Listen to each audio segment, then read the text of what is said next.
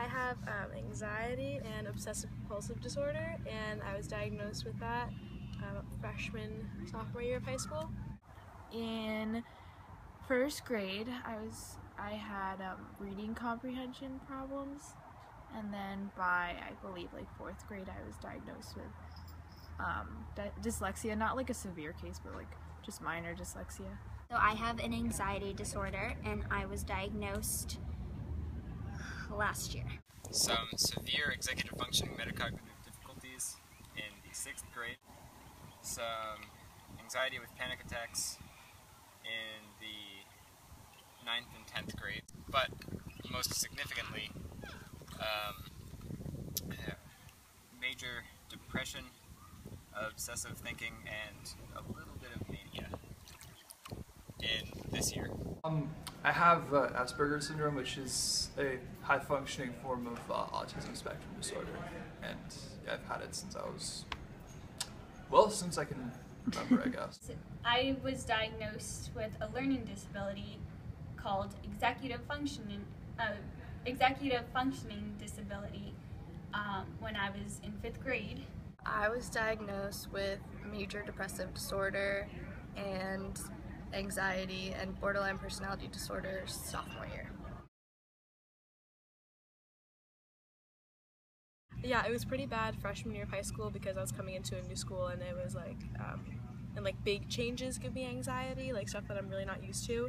In middle school, they would always put the like sped kids together in a group, thinking we wouldn't notice. I think one thing is that, I mean, for the most part, when I was doing something that other people didn't think was normal, I didn't necessarily realize it, and I would get looks kind of like, okay, stuff like that. It just kind of made me feel a bit like aggravated.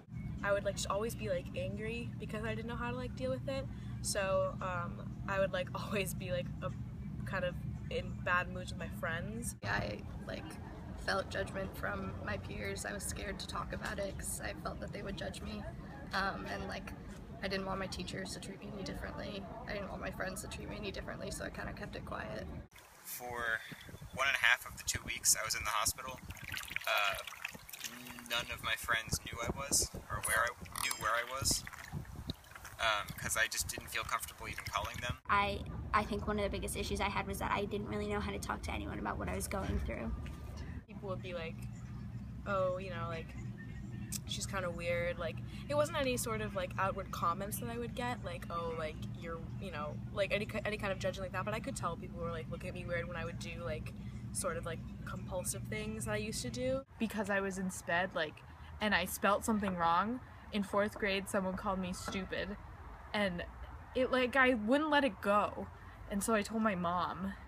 I think sometimes my friends or other people will undermine what I'm saying or feeling because I have anxiety. I had a substitute, and she told, like, she didn't know anything about like my learning disability, and she told me that like I had to hurry up, and like that was a lot of pressure, and it was kind of like I didn't know at the time that like I needed more time, but like I just knew that like it felt really bad. I do go to therapy once a week. It's kind of a mixture of a few different types of therapy. So I started therapy in March of my freshman year of high school, and it was just like someone that I could go to talk to about this, and I would see my therapist once a week or every other week, and I've been seeing her since then, so like 3 years basically, and that helped a lot because I just liked talking for like an hour. I got a tutor in like 2nd grade.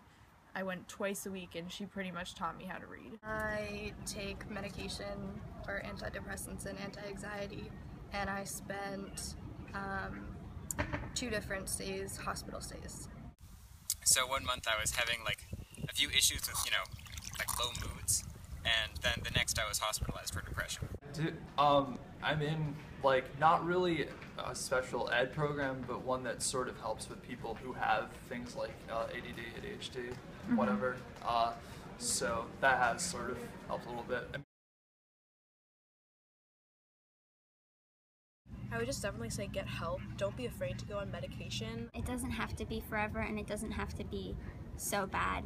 You can talk to people about it, even though it's scary and you think that they might not understand you. Talk to someone, and then talk to someone with a degree. They're not alone. There's a lot more people struggling than you think there are. They're just not open about it because they're scared as well.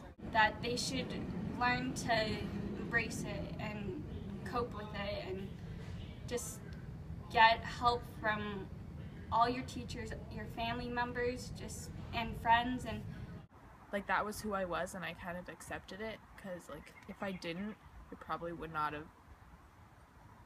like, pretty much not be graduating high school. Definitely do whatever you can to help yourself, because no one should have to live with a mental illness they can't deal with.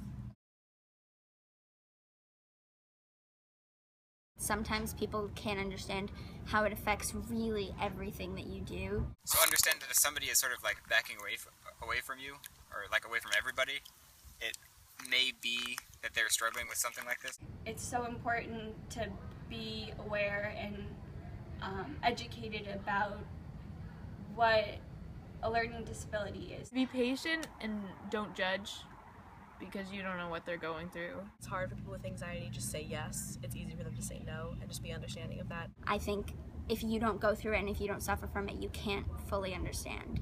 I'm not a bad person, just a weird person, that's all. Everyone gets to the finish line. It doesn't matter how you get there.